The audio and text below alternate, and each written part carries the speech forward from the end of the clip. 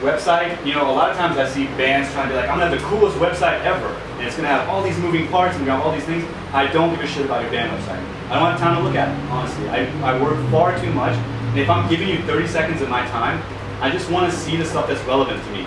And you gotta hook me.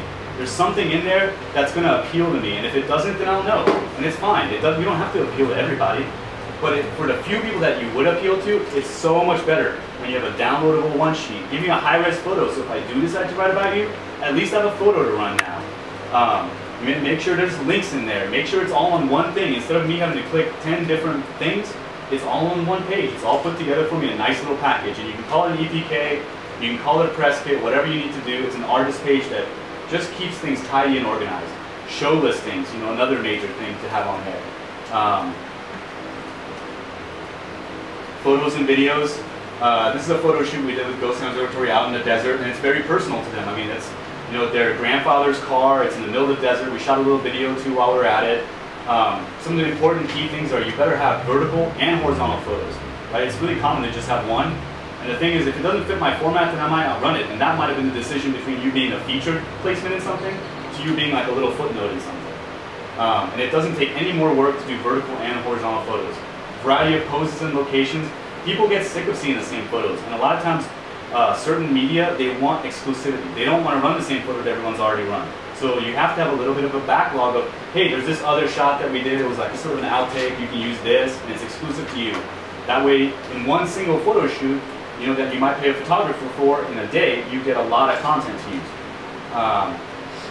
Again, easy downloads, mix of portrait and live shots too. It's sometimes people just only want to focus on the live stuff. Some people only want the cool portrait. So just give them all the options in one package. I really wouldn't recommend an expensive commercial video. You know, unless you have some hookups or your friend's cutting you a deal or whatever, it just doesn't have a net end to it. Maybe when you're bigger or whatever, you can have stuff like that. Unless you come up with some awesome viral thing that all of a sudden blows up and you're at the next YouTube hot thing, then good for you. But that doesn't come from a commercial video. That comes from some random idea that you had. And you can shoot stuff with a little flip cam or borrow someone's digital SLR and come up with some, you know, cool little video that at least gives an impression for your music. And you know, the bottom line is, people want to kind of see what the package looks like. If they don't even know if they want to book you yet, and there's nothing to see. And live videos are an awesome way to do that. And there's a lot of people doing that now. In Austin, we're really lucky with Austin Music Weekly, which is awesome. Vesper Magazine, super awesome. They've just done really professional looking live videos instead of like the handheld phone video. But if you don't have access to those guys yet because they're not interested in music yet, you can still get a bunch of your friends who are in film school or whatever. I mean, this town is teeming with creative talent that can provide for you a decent looking live music video, even if you set it up yourself. And then put the sound into the board. I mean, as a musician, you probably know a little bit about audio recording.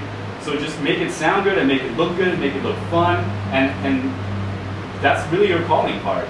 I would play a video, but maybe we'll just save it to the end. I don't even know how I'm doing on time. I feel like I'm rambling a lot. So if I'm running out of time, then I'm not going to play this video yet. You've got like 30 minutes. Okay, well, we'll just save it to the end. And it's just an example of a video that was shot for us by Vesper Magazine, and we love it. I mean, it's a really cool tool, aside from the fact that it's just awesome to share with our friends and fans. So, yeah.